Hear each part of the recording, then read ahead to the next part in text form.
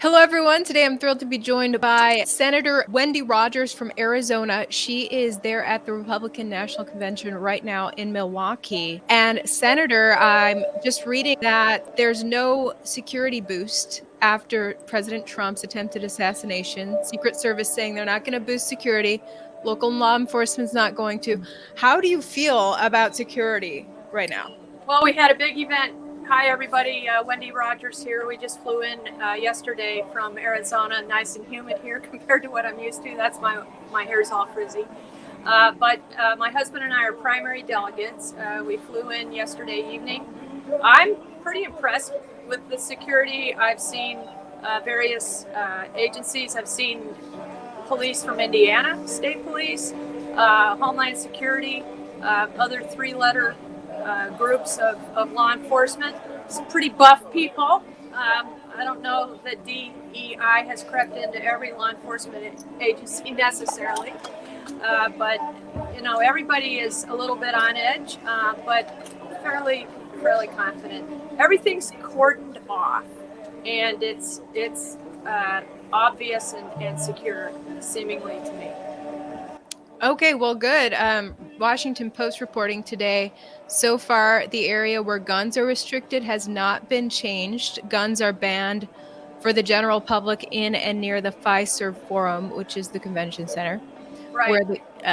but not everywhere downtown Milwaukee. And Wisconsin law, they said, allows for open carry of guns without a permit. So some people are concerned. I'm personally for that because we're an open carry state in Arizona, and we carry wherever we can.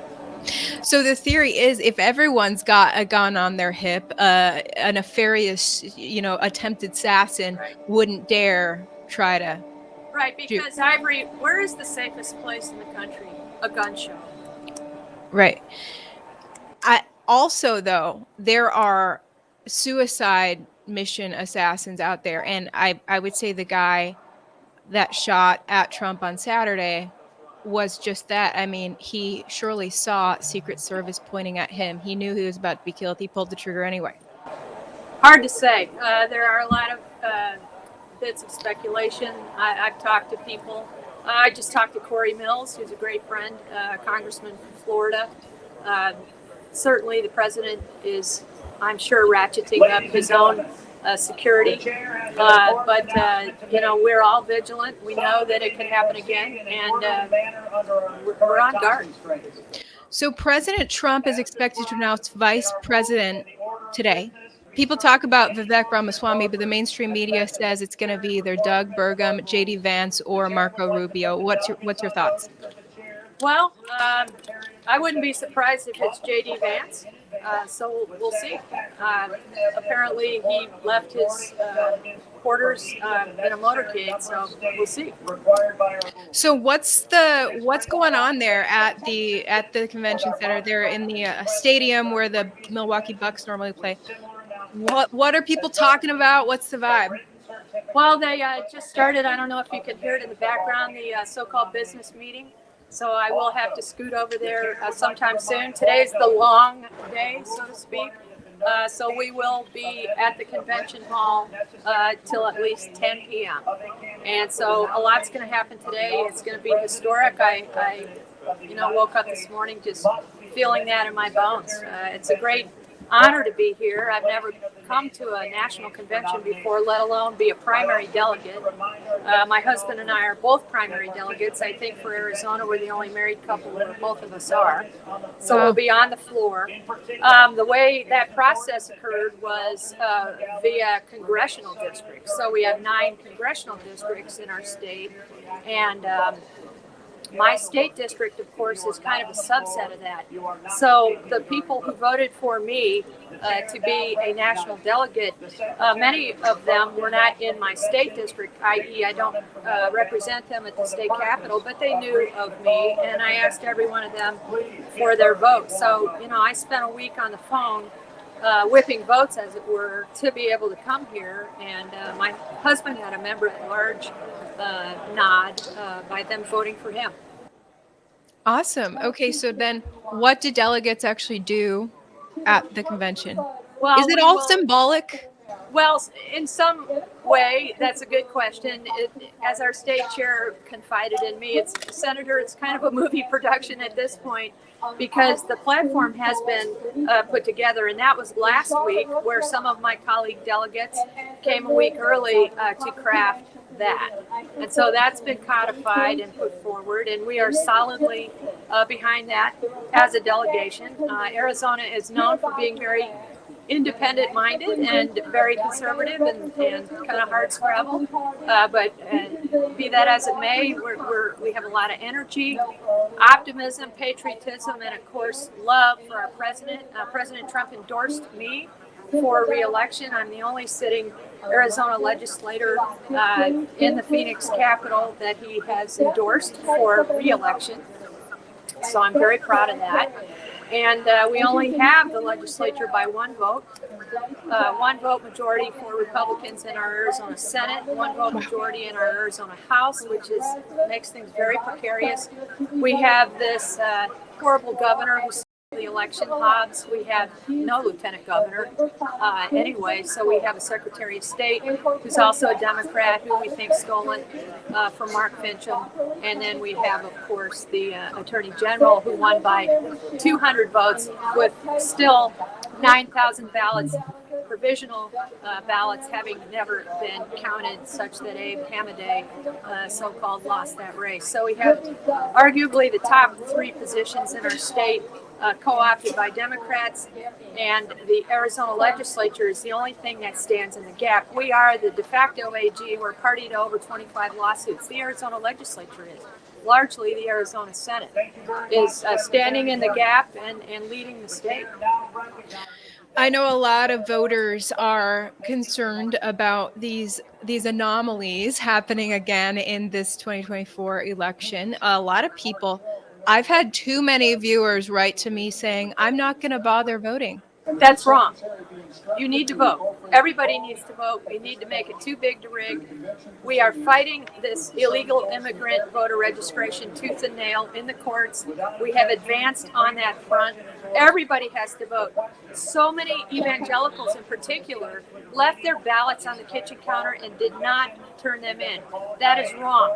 We must vote. We may never get the chance again. AP, the Associated Press, has an article out saying that Republicans are kind of softening their tone in their how they're going to communicate their message today in the next 4 days in the aftermath of the assassination attempt. Are you hearing that? I'm not, but I hear Democrats are really softening their tone, and they better, considering how their tone's been for about 9 years. So right. I think it's on them, and we're just not having it anymore, especially the Phoenix media. It's just been awful. And, people like Mark Fincham and Carrie Lake and Abe Hamadeh and I, we just do not knuckle under to the leftist narrative. And they better be responsible for where we are right now, because we're just not backing down. How concerned are you about another assassination attempt? Not only on Trump, but on Biden, because Democrats, it feels like the whole nation's against Biden right now. His own party wants him gone. It's hard to predict, but nothing surprises me. We've entered a new era of, a lack of decorum, courtesy. It's just become sort of lower standards across the spectrum in industry, in the military, in commerce, and so forth, and in personal safety. So we all have to be careful. And President Trump, of course, he is divinely ordained, I think, and angels did protect him, and he will get through this. They've thrown everything at him, and he's a trooper. And under duress, look how he reacted. That's the measure of the man. Right. Fearless in the most fearful situation of his life. Incredible. Now, we're finding out more details. More cell phone videos are coming out showing that dozens of rally attendees watched this shooter set up on the roof. And somehow we're supposed to believe Secret Service and all law enforcement, local police, didn't see it, didn't take this guy out. Why didn't they take him out before he pulled the trigger? That's a great question. Uh, the speculation runs the gamut to intentionality, to just malfeasance and incompetence, to a lack of communication. I know they had second stringers in there doing security, and there was no effective coordination orchestrated ahead of time. That's what I've read from numerous sources. So I think it might be a combination of tentativeness. I mean, you saw the one Secret Service gal hiding behind someone else. So it's, to me, just at this point in time, it's a combination of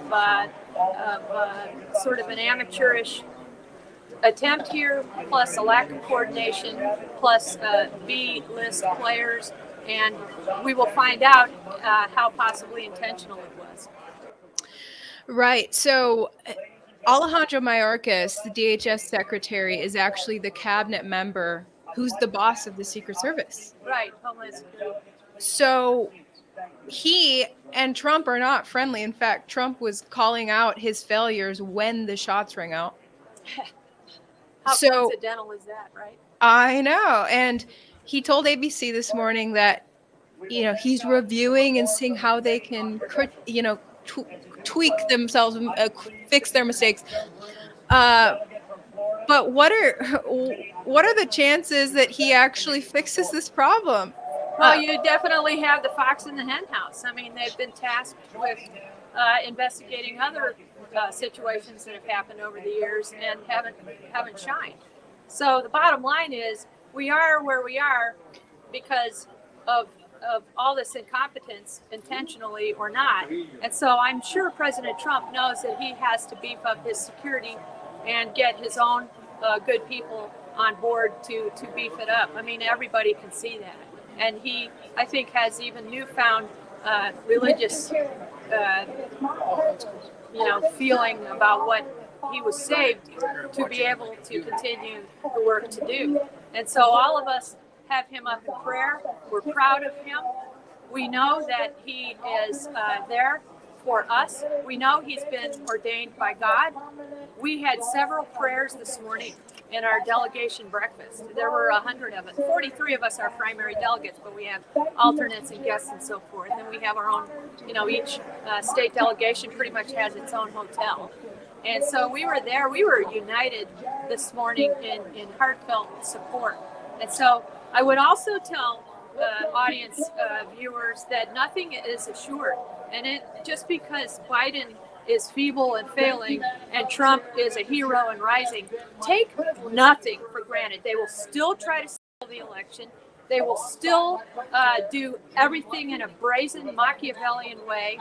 And we do not want to peak early. We want to continue to work hard, turn out the vote, chase the ballots, and so forth. That's right.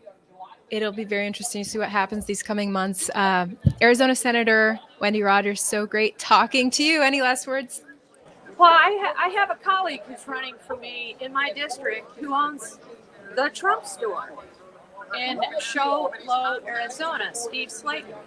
And I just want to hold him up as an example in Arizona of someone who's been under constant attack because he's conservative, because he's a valiant vanguard for President Trump and has been so for 6-7 years now.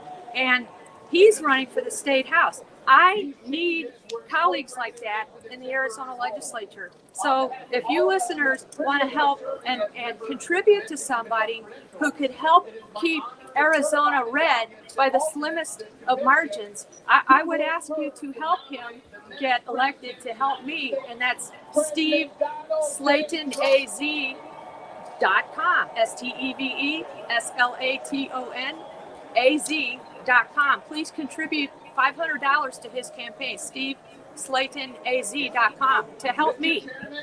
Awesome. Thank you so much, Wendy Rogers. Great talking to you. God bless America.